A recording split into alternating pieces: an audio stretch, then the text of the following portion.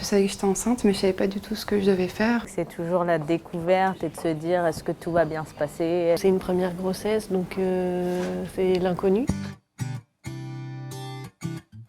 L'EPP, c'est l'entretien prénatal précoce qui doit être proposé en général au cours du premier trimestre. Il se déroule en général au cours du 4e mois, individuellement ou en couple. Alors la plupart du temps, il est fait par les sages-femmes, mais il peut aussi être réalisé par le médecin. En général, il dure 45 minutes, donc il s'agit d'un long échange pour apprendre à se connaître. Ça permet un peu de savoir quelles sont les attentes de la femme enceinte, ses projets, quelles sont ses envies.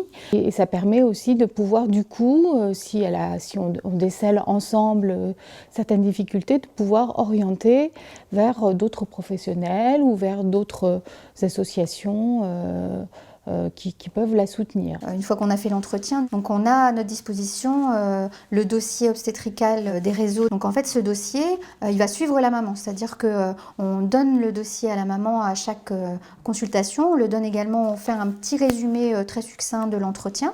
Et donc, si un autre professionnel doit voir cette maman ou doit intervenir, il a tout le suivi à sa disposition. J'ai dû d'ailleurs aller aux urgences de temps en temps, et donc j'y allais avec ce dossier, et il savait où j'en étais dans ma grossesse, il savait tout le détail de ce qu'on avait pu voir les derniers mois. Un accouchement, ça se prépare. C'est la préparation, certes, à mettre au monde le bébé, mais aussi c'est la préparation à accueillir le bébé. En fait, il y a 7 séances de préparation à la naissance pour toutes les mamans, pris en charge à 100% par la Sécurité sociale. En général, en fonction du risque qui peut être établi en début de grossesse, donc par l'entretien du premier trimestre ou alors la consultation d'orientation, des grossesses dites à bas risque peuvent être suivies en ville en général jusqu'au 8e mois. Ce que l'on demande systématiquement aux professionnels de santé libéraux, c'est de bien vouloir adresser les patientes dans les maternités dans lesquelles les patientes vont accoucher à partir du 8e mois, de façon à assurer les 2 dernières consultations dans la maternité où les patientes vont venir accoucher. Alors, le choix de la maternité se fait de façon spontanée par les parents qui ont un désir d'accoucher dans telle ou telle structure. Le premier choix, il est souvent familial, l'environnement proche.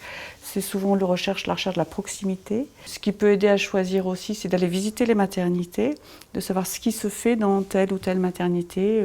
Quand c'est un premier bébé, surtout, il y a beaucoup d'inconnus.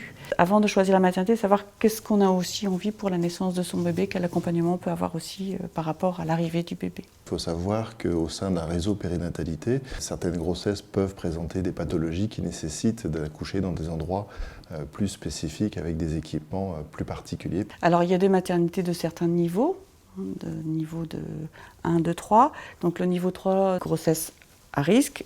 Ensuite, maternité 2, c'est ayant un service de néonatologie pouvant prendre en charge des enfants à partir de 31 ou 33 semaines d'aménorrhée. Et niveau 1, sans service de néonatologie.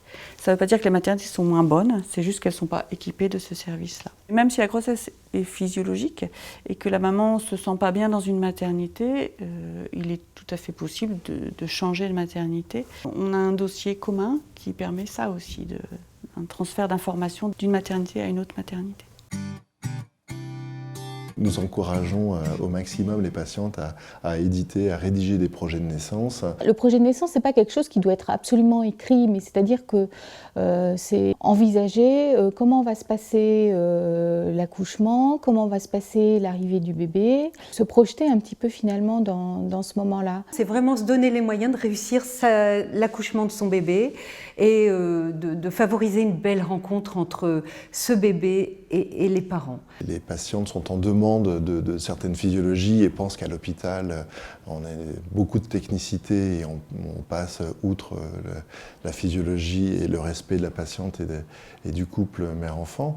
Bien heureusement, c'est tout à fait le contraire et en général, ce que les patientes nous demandent dans leur projet de naissance correspond tout à fait à nos pratiques quotidiennes. J'ai fait de la sophrologie.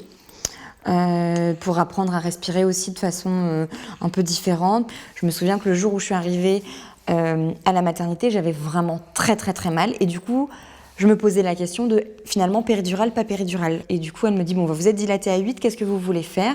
Je dis, ben, je sais plus. Elle me dit, j'ai lu votre projet de naissance, vous vouliez accoucher sans péridurale, là c'est le moment, donc on y va, vous allez y arriver, vous avez fait le plus dur. Donc j'ai été entendue, moi ça m'avait vraiment touchée, vraiment je l'ai fait et il a été lu, donc je ne l'avais pas fait en vain. C'est tout l'intérêt d'un accompagnement pendant la grossesse, c'est de pouvoir discuter ensemble, de travailler ensemble ce projet de naissance. Elle peut se rapprocher du réseau, il y a souvent beaucoup d'informations sur les sites, elle peut se rapprocher des associations de mères. Les associations, elles sont là avec ce souci justement d'informer le plus complètement possible. En complément du personnel de santé, on fait équipe. Quand on va voir des responsables d'associations, c'est avant tout des parents. Et donc on a un échange privilégié avec les parents. Il y a peut-être plus de confidences, il y a peut-être des questions qu'on ose poser là. On se sent en fait dans un partage d'expérience. La force des réseaux de santé en périnatalité, c'est de faire en sorte que personne ne soit seul. Pour les usagers, l'intérêt des réseaux, c'est d'aller y chercher de l'information.